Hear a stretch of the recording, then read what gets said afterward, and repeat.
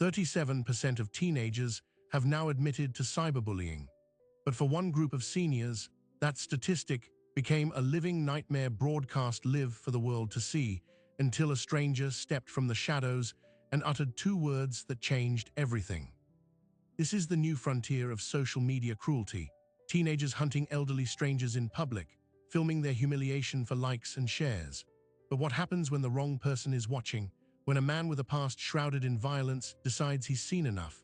What unfolded next in that sun-baked parking lot would expose a hidden epidemic and prove that sometimes the only thing that can stop a viral trend is someone who isn't afraid to go viral themselves. Margaret Bell was 74 years old when she became a target. It was a Tuesday afternoon, and she was just trying to get milk and bread from the suburban plaza, her floral blouse damp with sweat under the harsh midday sun.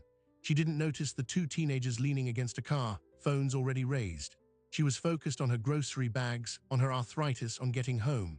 The first shout was a mockery of her slow walk. "Hey, Grandma, you need a wheelchair or what?" Laughter. Margaret froze, her heart hammering against her ribs. She looked up into the lens of a smartphone, seeing her own wide, frightened eyes reflected back at her. This was no random act of meanness. This was a calculated hunt. The teenagers, a boy and a girl no older than 16, were live streaming. Their viewers were already commenting, egging them on. "Make her cry," one comment read. "Ask her if she remembers the Great Depression," read another. The girl advanced, her smile bright and cruel. "Come on, say hi to my followers. They think you're adorable." Margaret tried to speak, to ask them to stop, but the words died in her throat. This was the new normal. Research shows over half of all teenagers now experience online harassment themselves, but a shocking subculture has emerged where they become the perpetrators, targeting the most vulnerable for social capital. For the elderly, the psychological impact is catastrophic. They experience post-traumatic stress, severe depression, and a profound, isolating shame. They often don't even have the language to describe what's happening to them. And in 75% of cases, it all happens on the platforms we use every day. The boy circled her, getting a close-up of her trembling hands. "Look, she's shaking. How much you want to bet she pees herself?" The laughter from the phone's speaker was tinny and inhuman. Margaret's vision blurred. She was a retired librarian, a mother of 3, a woman who had survived breast cancer. And here, in a public parking lot in broad daylight, she was being dismantled for entertainment. Her humiliation was their content.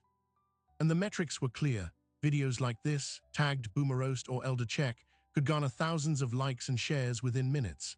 The algorithm rewarded engagement, and nothing engaged like cruelty. But on this day, the algorithm had an unseen variable. A man named Leo was just steps away, exiting a small, unmarked tailor shop. He was in his mid-30s, with a stillness that seemed to absorb the chaotic energy around him. He took in the scene with a single glance. The hunched woman, the circling teens, the glowing phones. His expression didn't change, but something in his posture did. The relaxed slope of his shoulders squared. The casual stroll became a purposeful stride. His voice, when it came, wasn't a shout. It was a low, calibrated command that cut through the teenager's laughter like a blade. "Stop filming her." The boy jerked his phone down, startled. The girl spun, her face a mask of defiant annoyance. "Who the hell are you? We're just having fun." Leo moved between them and Margaret, placing his body as a shield. He didn't look at the teens. He kept his eyes on the old woman, his voice dropping to something surprisingly gentle. "Are you all right, ma'am?" Margaret could only nod, tears finally spilling over. The girl recovered, raising her phone again, this time aiming at Leo. "Ooh, we got a hero. What's your name, hero? My followers want to know." This was the critical pivot point. Most bystanders freeze or argue or become new targets themselves, but Leo did something different. He slowly turned his head and looked directly into the camera lens. He didn't speak to the girl, he spoke to the audience. "You think this is entertainment? You're watching a crime. Every share, every laugh makes you an accessory." Then he looked back at the girl, his eyes utterly cold. "Delete the stream now." The boy started to mutter a challenge, but the words died when he saw Leo's face. This wasn't the anger of a concerned citizen. This was the calm promise of something far more dangerous. The girl, her bravado crumbling, fumbled with her phone. The live stream ended. But here's what the viewers didn't see, what happened after the cameras were off. Leo didn't just let them go. He took a step closer, and in a voice so quiet only the two teenagers could hear, he told them exactly who they had been tormenting, and more importantly, who he was. He mentioned a name from the neighborhood's past, a name synonymous with a different kind of justice. The color drained from their faces. They dropped their phones and ran, not looking back. Leo then turned to Margaret, who was still trembling. He helped her gather her scattered groceries, his hands steady, and as he handed her the last bag, he said something that made her blood run cold. "This wasn't random, Margaret. They were paid $50 to find someone like you. This is a business now."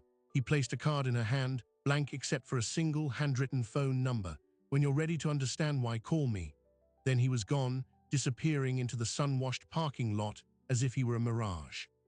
Margaret stood there, clutching the card, the reality of her ordeal twisting into something deeper and more terrifying.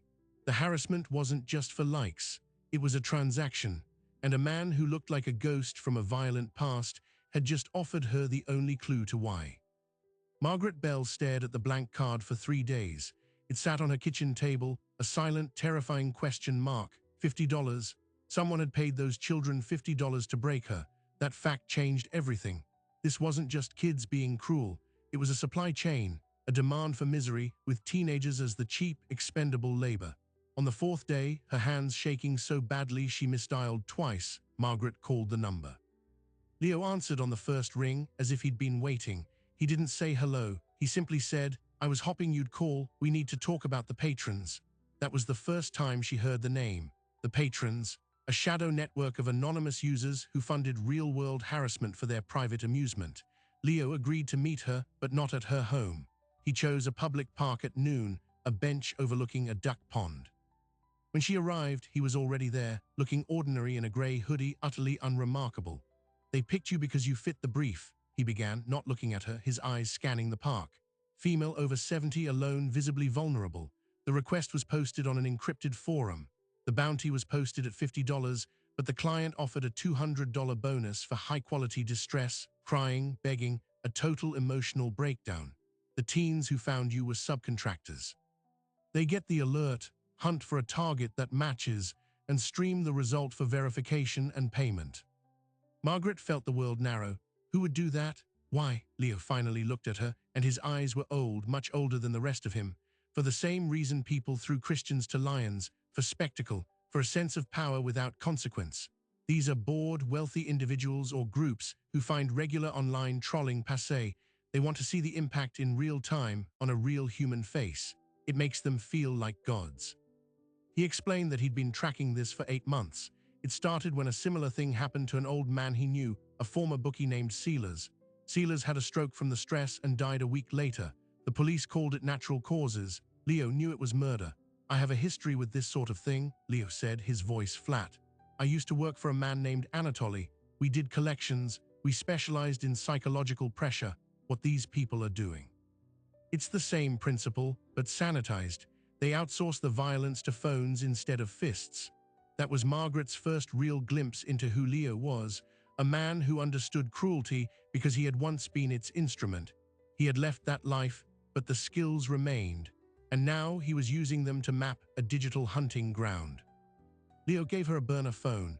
"They know where you live. The teens you scared off will have reported back. Your address, your routine, it's all in a chat log somewhere. This phone is clean. My number is the only one in it. If you see anyone watching the house, you call me immediately." Margaret took the phone, its plastic shell cold and sinister. "What do we do?" Leo's jaw tightened.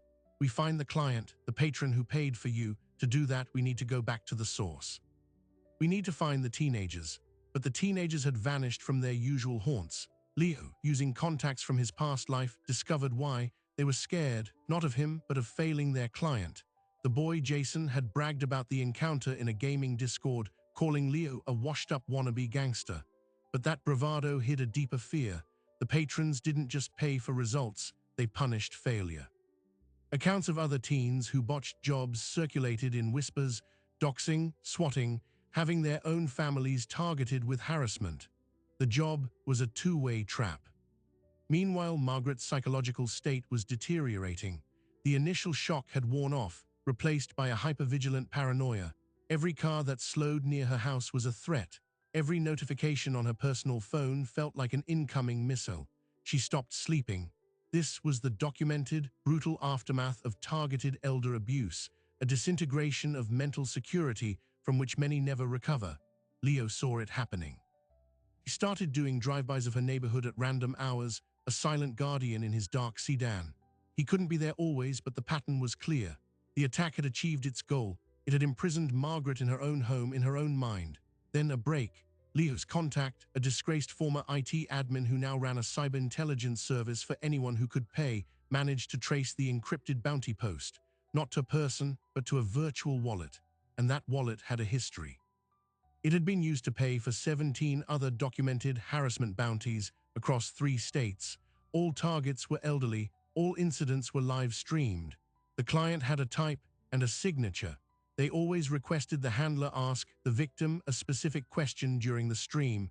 Do you feel useless now? This wasn't random sadism. This was personal. It was a ritual.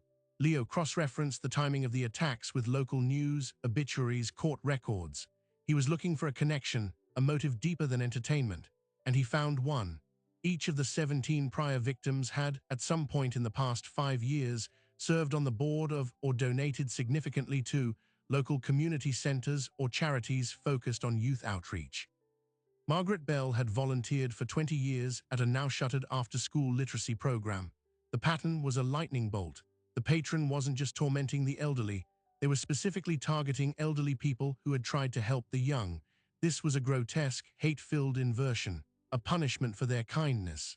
The client was making a statement: your generation's effort was worthless. Look what your precious youth now do to you. Armed with this profile, Leo changed tactics. He couldn't find the teens from the plaza, so he would bait a new one. He created a digital persona, a bored teen looking for easy cash, and infiltrated the same forum. He waited. 2 days later, a new bounty appeared. The target specifications: male, late 60s, volunteer history at a soup kitchen. The bonus criteria: get him to renounce his faith on stream. The price, $75. Leo, using his persona, snapped up the job. He had just volunteered to harass an old man, but his plan was to intercept, to be the one holding the camera, to control the narrative and hopefully trace the payment in real time. He contacted the intended target, a man named Walter, and explained the situation in stark terms. He gave Walter a choice: be a victim or be bait. Walter, a former Marine, chose bait. Let the little bastard try, he growled. The stage was set for a sting operation run by a former leg breaker and a retired Marine. But as Leo prepared, monitoring the forum for his client's instructions, he saw something that froze his blood. A new urgent bounty was posted. It was a photo taken from a distance with a long lens. It showed Margaret Bell sitting on her porch, the burner phone in her lap. The bounty title read, "Cleanup, subject is talking, permanent silence required, budget unlimited." Post was only 30 seconds old, but already 3 handles had responded with bids. Leo's operation was blown. Margaret was no longer just a target of humiliation. She was now marked for something far worse, and he was the one who had put her in the crosshairs by making her call him. He had connected her to this world, and now that world wanted her erased. He slammed his laptop shut and grabbed his keys. He had to get to Margaret's house before the new contract was accepted. But as he screeched out of his driveway, his own burner phone rang. It was Margaret, her voice a thin wire of panic. "Leo, there's a van parked outside. It wasn't there an hour ago. The side just says urban gardening. What do I do?" He could hear the raw terror in her voice. He pressed the accelerator to the floor. "Margaret, listen to me. Get away from the windows. Go to your basement if you have one. Do not open the door for anyone. I'm 6 minutes away." 6 minutes, she whispered, the words heavy with doubt. It was a lifetime in a situation like this. As Leo wove through traffic, his mind raced. The patrons had escalated from psychological torture to physical threats. They had operatives on the ground. This was no longer a digital game. The hunting party had just entered the real world, and he was all that stood between them and an old woman who simply wanted to know why. Leo's car tore around the corner onto Margaret Street, tires screeching. The urban gardening van was still there, idling, but as he skidded to a halt behind it, he realized his mistake. The van's back doors were wide open. It was empty. This wasn't a kidnapping, it was a setup, a distraction. He threw his car into park and ran for Margaret's front door, which was slightly ajar. His hand went to the weapon concealed at his back. "Margaret," he called, pushing the door open. Living room was still, the only sound the frantic ticking of a grandfather clock. Then from the kitchen, a whimper. He found her on the floor, clutching her side, her face white with pain. He kicked the door in, she gasped. He had a mask. He didn't take anything. He just looked at me, then he ran out the back. Leo helped her up. No broken bones, but a deep, vicious bruise was already forming on her ribs. The message was clear: we can get to you anytime. We just proved it.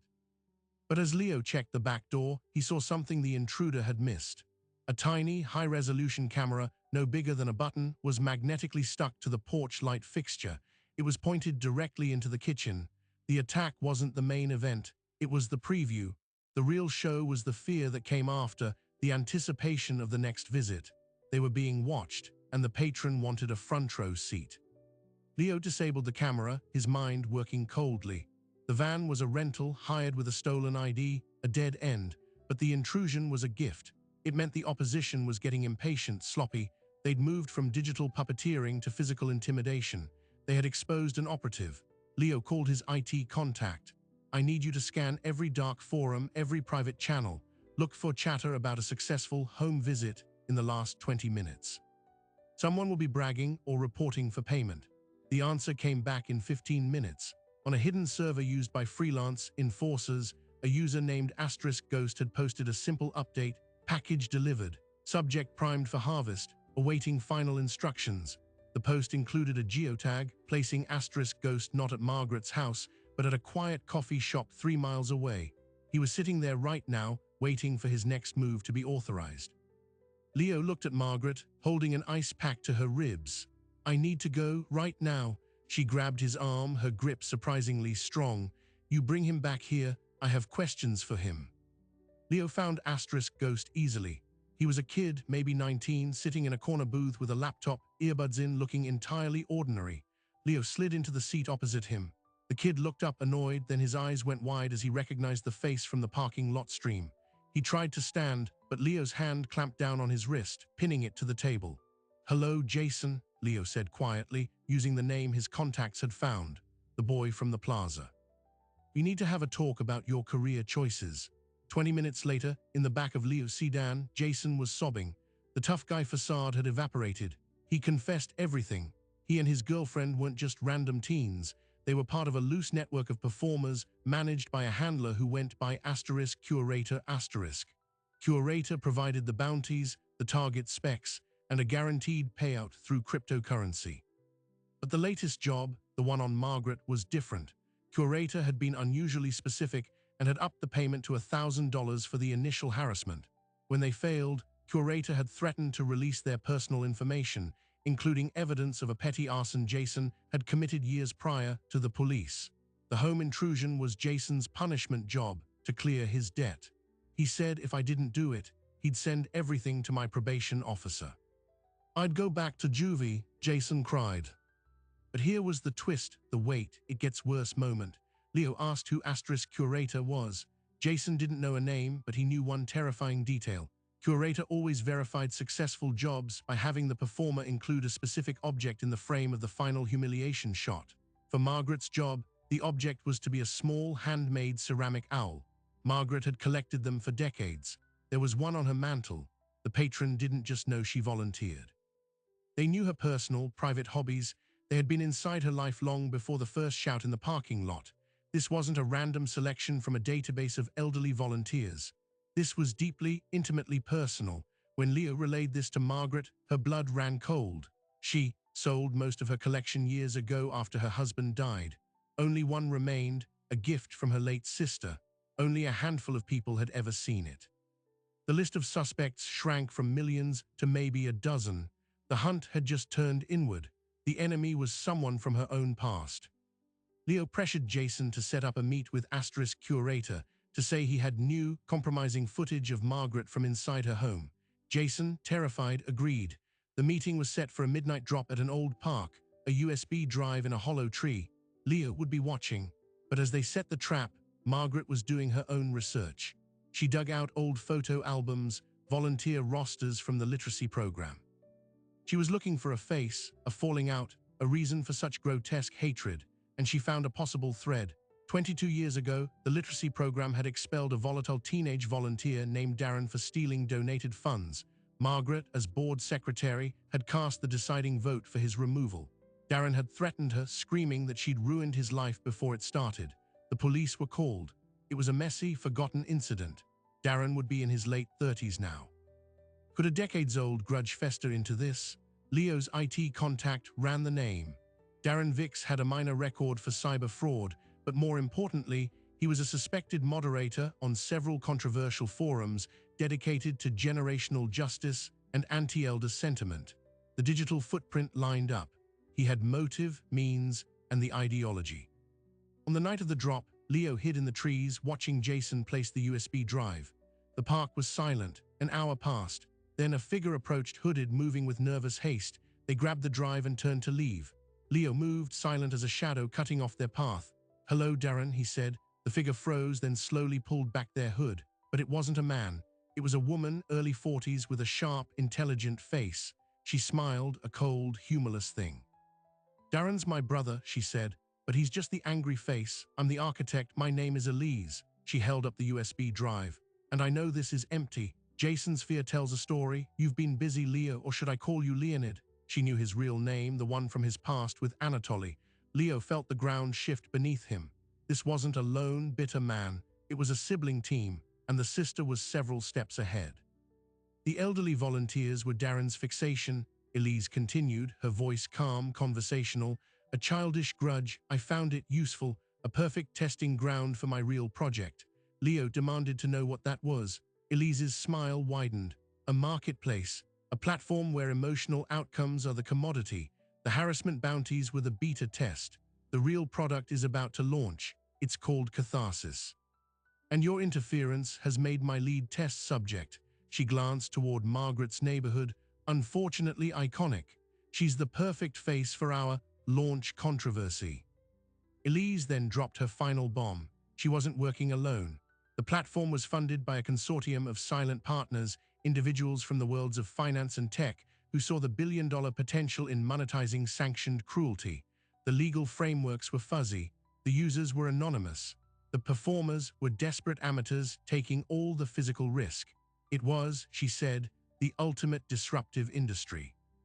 And they had chosen their first public case study, the legal and media circus that would follow if something tragic were to happen to Margaret Bell.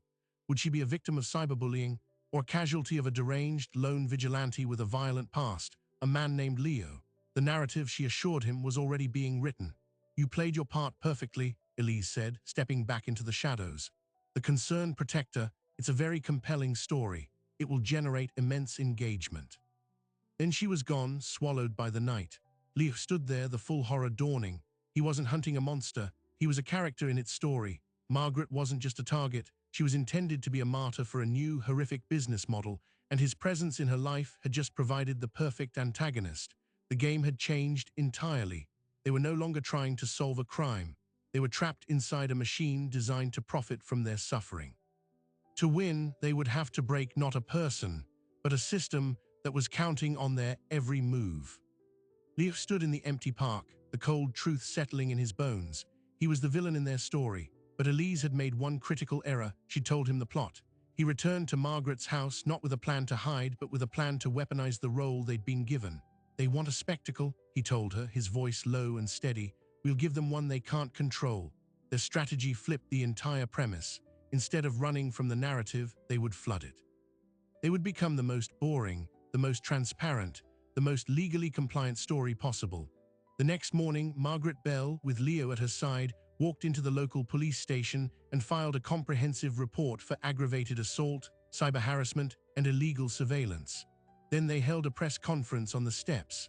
Not a dramatic, emotional appeal, but a dry, factual recitation.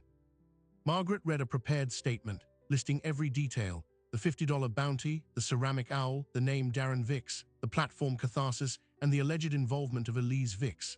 She presented copies of the burner phone logs and the images of the hidden camera. Leo stood silently beside her, not as a menacing bodyguard, but as a named witness. They gave the story away to every outlet at once, draining it of mystery and salaciousness. They turned their trauma into a public record. The reaction from Elise's network was immediate and panicked. The dark forum where the bounties were posted went offline within an hour. The cryptocurrency wallets linked to Asterisk Curator were emptied and abandoned. It was a scorched earth retreat, but the genie was out of the bottle. A federal cybercrimes task force, which had been monitoring similar harassment for hire schemes, took the evidence and ran with it. The case was no longer about one woman, it was a blueprint for a new kind of organized crime. Within 72 hours, Darren Vicks was arrested at his apartment, caught trying to wipe hard drives. He quickly flipped, providing testimony against his sister in exchange for a plea deal. He was the bitter heart of the operation, but Elise was the brains, and she had vanished. The promised platform, Catharsis, never launched. The silent backers, seeing the heat, dissolved their consortium. The business model of monetized cruelty collapsed before it began, proving it couldn't survive the light. But the story wasn't over. The federal investigation, using the data from Darren and following the money, made a stunning connection. The funds that seeded the harassment bounties hadn't just come from wealthy trolls. They were partially funneled through a shell company owned by a publicly traded tech conglomerate, one that specialized in data analytics and behavioral prediction. This was the final, shocking detail. The beta test targeting elderly volunteers wasn't just for entertainment or even for a standalone platform. It was a data-gathering operation. The goal was to study, in real time, how specific stimuli, fear, humiliation, isolation, affected the decision-making and physical health of a vulnerable demographic. The data had immense value for everything from insurance algorithms to targeted advertising. Margaret and the others weren't just victims of harassment, they were unwitting lab rats in a cruel experiment on human despair. When this was revealed, the scandal exploded. Congressional hearings were called. New legislation, dubbed Margaret's Law, was drafted to criminalize the funding and facilitation of real-world harassment for the purpose of data collection or entertainment. For Margaret, the victory was personal. The constant fear that had haunted her since the parking lot began to recede, replaced by a hard-won sense of agency. She became an advocate, testifying before state legislatures about the need for better protections for elder victims of cybercrime. She used her story not for vengeance, but for change. Leo, true to his nature, faded from the public view. He attended the court hearings, a silent presence in the back, but declined all interviews. He had kept his unspoken promise. The threat was neutralized. Before he left town for good, he visited Margaret one last time. He returned the ceramic owl, which he had taken for safekeeping. "You don't need a guardian anymore," he said. Margaret smiled, a real one that reached her eyes. "I never needed one to be strong. I just needed one to remind me I was." Leo nodded, and for the first time, she saw something like peace on his face. He had used the skills of his past not to collect a debt, but to cancel one. The two teenagers from the original incident, Jason and his girlfriend, were identified and charged as juveniles with cyber harassment and trespassing. As part of their plea, they were ordered to complete 300 hours of community service at a senior center. They had to sit face-to-face with the people they'd been taught to see as targets and listen to their stories. It was a restorative justice approach that aimed to rebuild the empathy their actions had shattered. Reports from the center's director noted a profound change in both, especially Jason, who began volunteering there even after his sentence was complete. The system that had sought to commodify cruelty had, in its failure, accidentally created a mechanism for repair. The broader epidemic, however, persists. The statistics remain grim, elder cyberbullying is still underreported, and platforms struggle to police coordinated real-world harassment campaigns. But the case of Margaret Bell created a precedent. It proved that these acts are not just mean pranks, but serious crimes with real perpetrators and often chilling financial motives. It proved that bystander intervention, when pursued with strategic intelligence, can dismantle entire networks. And it proved that the most powerful counter to a narrative of fear is a steadfast refusal to play the assigned part. The parking lot where it all began looks the same. The harsh sunlight, the cracked asphalt, but the story that unfolded there is a roadmap. It shows that the line between the digital world and the real one is an illusion. Cruelty online is cruelty, full stop. And sometimes, it takes a man who understands the architecture of violence to deconstruct it, and a woman with nothing left to lose to rebuild something stronger in its place. Their battle was over, but the war for a kindred digital world continues, one intervention at a time. So what does the story of Margaret Bell and the man who intervened tell us about the world we're building? It tells us that cruelty has found a new business model, one that treats human dignity as a raw material and our darkest impulses as a revenue stream. The technology that connects us can also be weaponized to isolate and torment, turning public spaces into hunting grounds and kindness into a vulnerability. But Margaret's story also proves something else. It proves that these systems are fragile. They rely on our silence, our shame, our belief that we are alone. The moment that silence is broken, the moment a bystander becomes a defender or a victim becomes a witness, the entire architecture of fear begins to crack. The data is clear. When bystanders intervene, bullying stops within 10 seconds more than half the time. That statistic isn't just a number, it's a blueprint. Leo's intervention was extreme, born from a dark past, but the principle is universal. It starts with seeing. It starts with refusing to scroll past. It starts with understanding that the elderly woman being mocked on your screen is someone's grandmother, someone's neighbor, a person whose entire sense of safety is being dismantled for clicks. The platforms we use have a responsibility, but so do we, the users. We shape the culture these algorithms amplify. Every time we share a video of humiliation, even to condemn it, we feed the machine. Every time we report one, we starve it. Margaret's legacy isn't just a law. It's a question posed to all of us. What kind of digital citizens do we want to be? Passive consumers of conflict or active guardians of community? The war isn't fought with fists or guns, but with attention, with empathy, and with the courageous choice to say, this stops here. You might never face a masked intruder in your home, but you will likely see someone being torn apart online. In that moment, you have the same power Leo had in that parking lot, the power to change the story. If this story gripped you, the next one will pull you even deeper. We're uncovering the hidden economy behind other viral trends, where the stakes are even higher and the heroes even more unlikely. To make sure you don't miss it, hit that subscribe button and ring the notification bell. It's the best way to support this channel and join a community that cares about the stories behind the headlines. Let me know in the comments where you're watching from and what you thought of Margaret's fight. Your perspective makes this conversation real. Thanks for watching, and I'll see you in the next one.